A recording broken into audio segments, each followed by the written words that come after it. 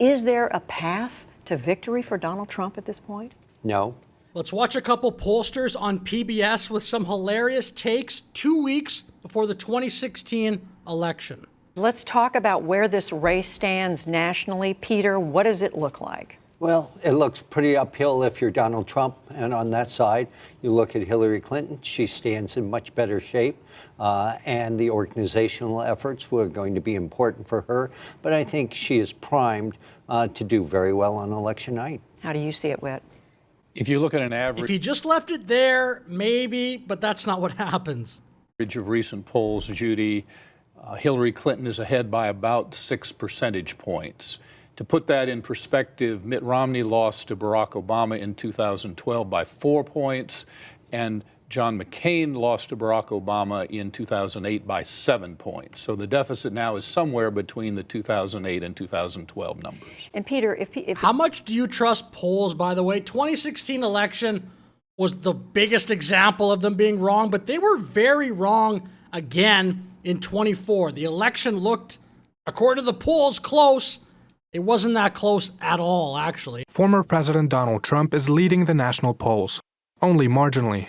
He's grasping onto a 0.2% lead over his challenger, Vice President Kamala Harris. Well, she has broadened beyond this traditional Democratic coalition, and she's reaching across into independents, but she's doing exceptionally well with women at this stage of the game. I think that all the troubles that Donald Trump has had and his difficulties have parlayed a situation where independent women are moving across, and also women who have college education. That vote went for Romney 4 years ago. It's certainly going to be Democratic this time around. But here's one theory. The first female presidential candidate in the history of the U.S.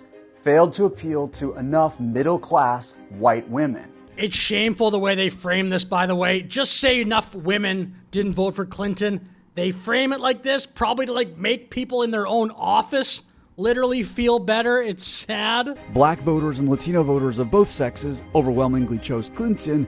All combined, they helped counterbalance the white male vote. And that put white women in the driver's seat to determine the course of the election. And if you divide this group out to those white women with a 4-year college degree and those who don't have one, you see a socioeconomic tsunami. More highly educated white women chose Clinton. I literally think that's probably just because this is from the Wall Street Journal. The white women that worked there probably were triggered by no, it wasn't us who voted for Trump. We voted for Clinton. Let's just do college degree versus non-college degree. Be Democratic this time around. And non-white voters. And, definitely the non-white voters are there. And the millennials are also very strong. What about Donald Trump? Where is he doing well and where is he struggling? Donald Trump has based his entire campaign on getting a higher turnout of whites and getting a larger proportion of whites. The problem... How do you know that? This is where they're not just seeming to analyze data. A lot of this starts to sound personal. How do you know that? And by the way, Trump does very well, especially for a Republican, with non-white voters, but he just does that by being himself. There's no ridiculous pandering like many other politicians do. For 6 days, Trudeau has wandered the country with a collection of mediocre cabinet ministers in tow who have little reason to be there beyond being Sikh. Is that every single presidential election since 1996, the proportion of whites has gone down by 2, 3, or 4 percentage points. This year will probably be about 70% white and 30% non-white.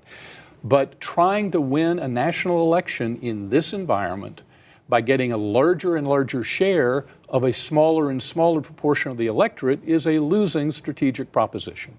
Having said that, Peter, it's a losing proposition. This is the people rising up saying it's time to listen to us. It's time to listen to us in Michigan and Wisconsin and work for the people. Hillary Clinton has called Donald Trump to concede the race. And the premise of what he's saying, it's just so biased. What do you mean he's just trying to get white voters?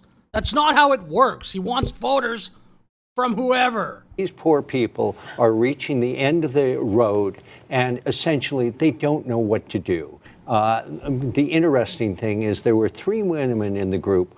all of whom should be in the Republican column, and they would like to be there, but they just cannot stomach Donald Trump. They don't find him as acceptable. They find him as a bully. They find him as a baby.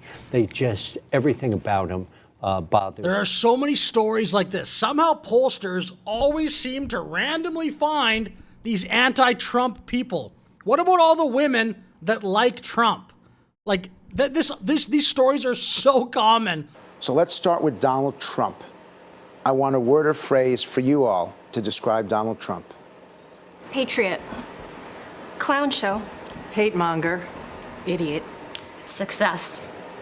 Crude with narcissistic personality disorder. I can't even spell that. So two of them like him? That's not accurate. Like, find these focus groups they just find Trump derangement syndrome women. I know there's a lot of those too, but come on. Why do you think he's so divisive? I think he's divisive as a strategy to get attention. I don't think he could have come this far. There are a ton of women that just really like Trump. Why don't they ever show up that much in these focus groups? Find people that like him. So they can't be with him. So Whit, have you seen anything like this in your years of polling? We have never seen anything like Donald Trump before and probably won't for the rest of our lives. It's amazing, though. Almost 10 years later, and he's still in politics, so I don't know if this guy's thrilled about it. 2/3 of the people in this country are unsatisfied with the direction of the country. They want to change. You would think that Donald Trump would be able to tap into that successfully, but he has run his entire campaign preaching to the converted and trashing everyone else.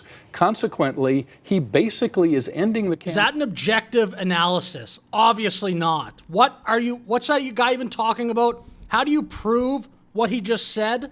Campaign right where he started it, somewhere in the low 40s. And so a general election strategy that involves revving up your own supporters but not reaching out is not a successful strategy. So, Peter, back to this question about where the race.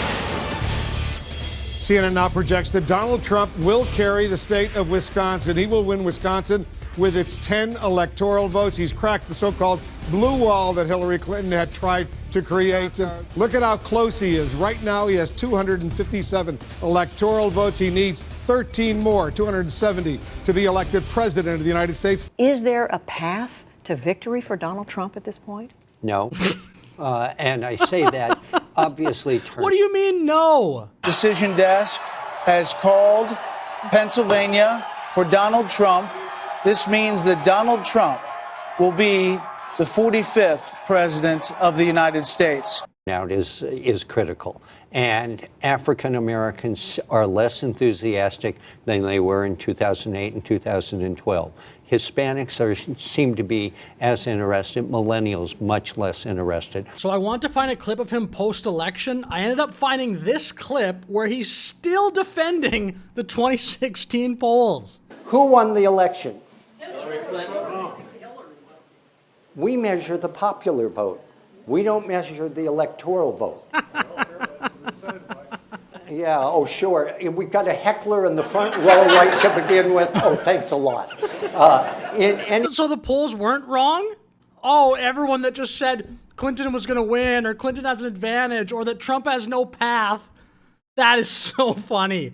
Oh, it's the popular vote. People are interested in who becomes the president, not in how you interpret a poll. So I think Barack Obama becomes the key to this.